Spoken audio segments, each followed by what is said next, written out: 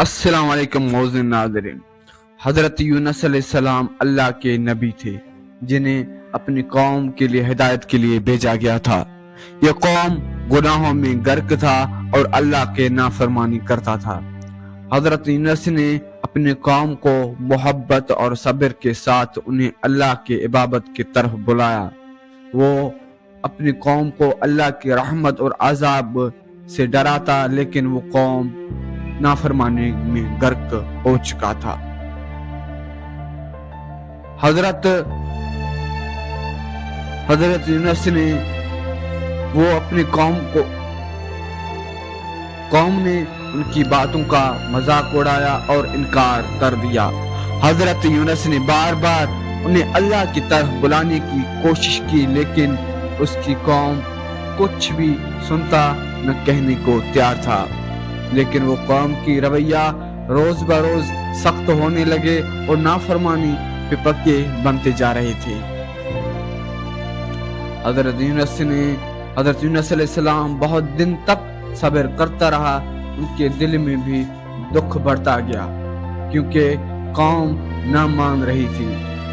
آخرکار انہوں نے مایوسی میں اپنی قوم کو چھوڑنے کا فیصلہ کیا۔ بغیر اللہ کی اجازت کے وہ اپنی قوم کو چھوڑ کر کہیں دور نکلنا چاہتا تھا۔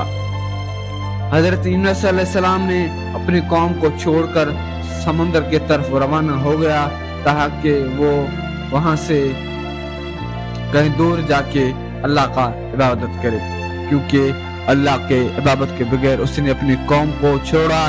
جب حضرت یونس علیہ السلام سمندر کے کنارے پہنچا تو اس سے حضرت یونس علیہ السلام کو سمندر کے کنارے ایک بڑی مچھلی نے نگل چکا تھا۔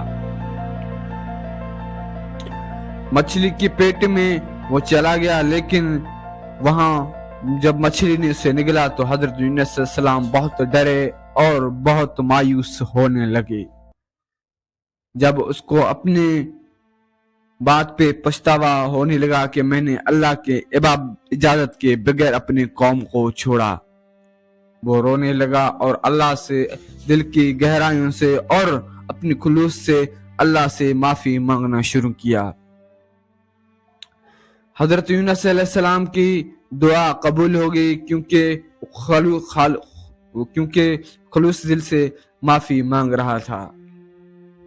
اللہ نے رحم کر دی اور مچھلی کو کہا حضرت یونس علیہ السلام کو زندہ چھوڑ دو۔ اس مچھلی نے حضرت یونس علیہ السلام کو سمندر کے کنارے چھوڑ دیا۔ حضرت یونس علیہ السلام آزاد ہو چکے اور اللہ کی عظمت کا شکر ادا کرنے لگے۔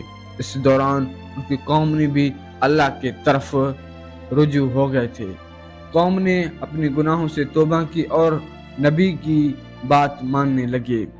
حضرت یونس نے اپنی قوم کو صبر، دعا اور اللہ کی رحمت کی تعلیم دینا شروع کی۔ یہ کہانی صبر، توبہ اور اللہ کے معافی کی عظمت بیان کرتی ہے۔ حضرت یونس علیہ السلام کی آزمائش نے انہیں